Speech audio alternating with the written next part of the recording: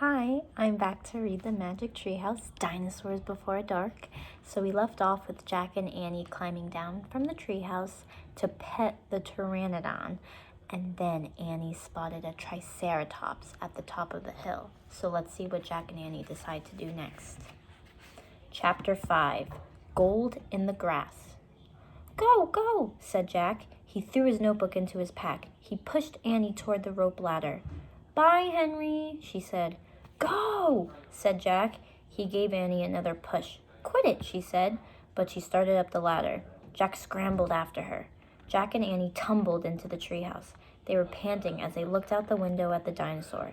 It was standing on the hilltop, eating flowers off a tree. Oh, man, whispered Jack. We are in a time long ago. The dinosaur looked like a huge rhinoceros with 3 horns instead of 1. It had 2 long horns above its eyes, and another one grew from its nose. It had a big shield-like thing behind its head. Triceratops, said Jack. Does he eat people? Whispered Annie. I'll look it up. Jack grabbed the dinosaur book. He flipped through the pages. There, said Jack, pointing to a picture of a Triceratops. He read the caption. The Triceratops lived in the late Cretaceous period. This plant-eating dinosaur weighed over 12,000 pounds. Do you know what a plant-eating dinosaur is called? It's called an herbivore. So I think Jack and Annie would be safe with him. Jack slammed the book shut. Just plants, no meat. Good, said Annie. Let's go see him up close. Are you crazy? Said Jack. Don't you want to take notes about him? Asked Annie. We're probably the first people in the whole world to ever see a real-life Triceratops. Jack sighed. Annie was right. Okay, let's go, he said. Jack shoved the dinosaur book into his pack. He slung his pack over his shoulder. Annie started down the ladder, and Jack followed her. Just promise you won't pet him, Jack called down to Annie. I promise, said Annie. Promise you won't kiss him, said Jack. I promise, said Annie. Promise you won't talk to him. I promise, said Annie. Promise you won't. Don't worry, said Annie. Annie and Jack stepped off the ladder. The Pteranodon gave them a friendly look. Annie blew him a kiss. Be back soon, Henry, she said. Shh, said Jack, and he led the way slowly and carefully through the ferns. Ferns are just bushes and plants. When Jack and Annie reached the bottom of the hill, they knelt behind a bush. Annie started to speak, but Jack quickly put his finger to his lips. Then he and Annie peeked out at the Triceratops. The dinosaur was bigger than a truck. He was eating the flowers off a magnolia tree. Jack slipped his notebook out of his pack. He wrote, Eats flowers. Annie nudged him. Jack ignored her. He studied the Triceratops again. He wrote, Eat slowly. Annie nudged him harder. Jack looked at her. Annie pointed to herself. She walked her fingers through the air. She pointed to the dinosaur. She smiled. Is she teasing? Wondered Jack. Annie waved at Jack. Jack started to grab her. She laughed and jumped away. She fell into the grass in full view of the Triceratops. Get back, whispered Jack. Too late. The big dinosaur had spotted Annie. He gazed down at her from the hilltop. Half of a magnolia flower was sticking out of his mouth. Oops, said Annie. Get back, Jack said again. He looks nice, Jack, Annie said. Nice? Watch out for his horns, Annie, said Jack. The Triceratops gazed calmly at Annie.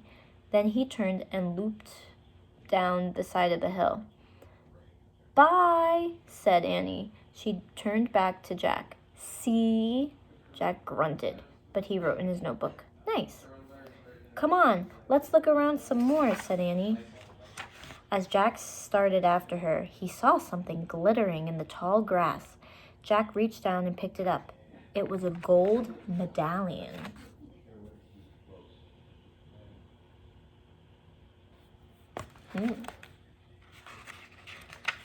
A letter was engraved on the medallion. A fancy M. Oh, man. Someone was here before us, Jack said softly. And that's the end of chapter 5. One more chapter. Chapter 6. Dinosaur Valley. Annie, look at this, Jack called. Look what I found. Annie had gone up to the hilltop. She was picking a flower from the magnolia tree. Annie, look, a medallion, shouted Jack. But Annie wasn't paying attention to Jack. She was staring at something on the other side of the hill. Oh, wow, she said. Clutching her magnolia flower, she took off down the hill. Annie, come back, Jack shouted. But Annie had disappeared. Oh, brother, Jack muttered. He stuffed the gold medallion into his jean pocket. Then Jack heard Annie shriek. Annie, he said. Jack heard another sound as well, a deep, bellowing sound like a tuba. Jack, come here, quick, Annie called. Jack raced up the hill. When he got to the top, he gasped.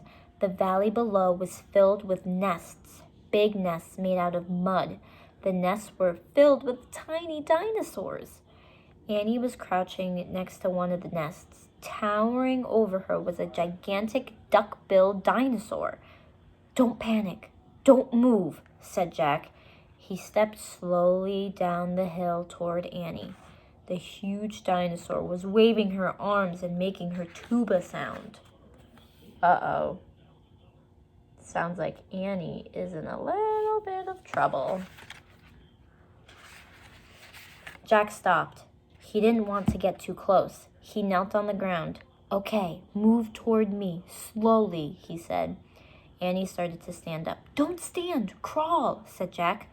Clutching her flower, Annie crawled toward Jack. Still bellowing, the duck-billed dinosaur followed her. Annie froze.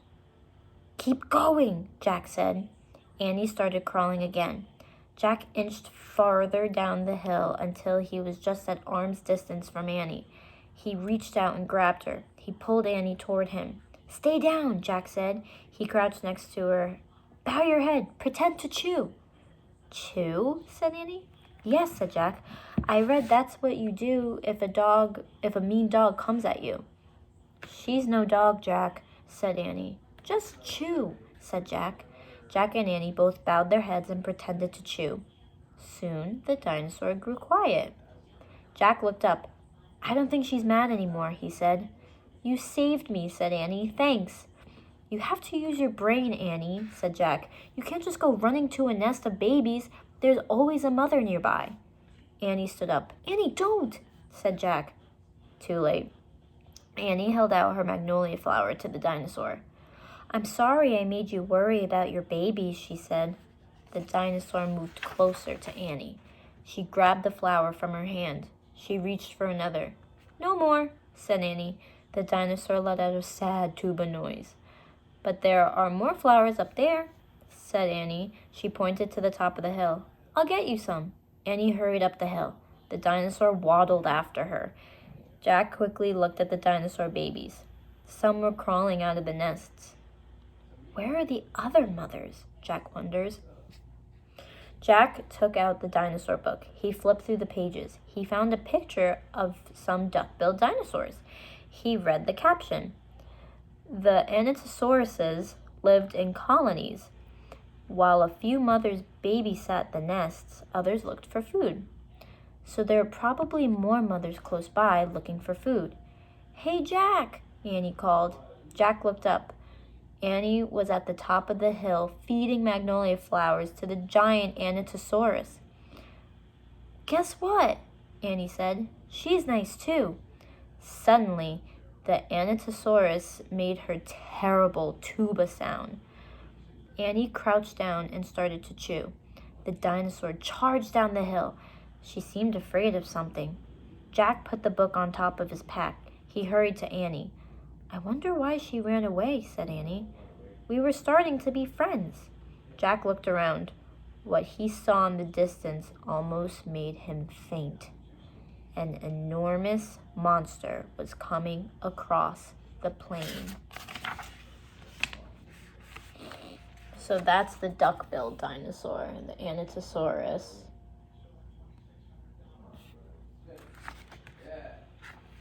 The monster was walking on two strong legs. It was swinging a long, thick tail and dangling two tiny arms. It had a huge head, and its jaws were wide open. Even from far away, Jack could see its long, gleaming teeth. "Tyrannosaurus Rex," whispered Jack. And that's the end of the chapter. I wonder how Jack and Annie are going to get out of this one. I'll read 2 more chapters tomorrow. Bye.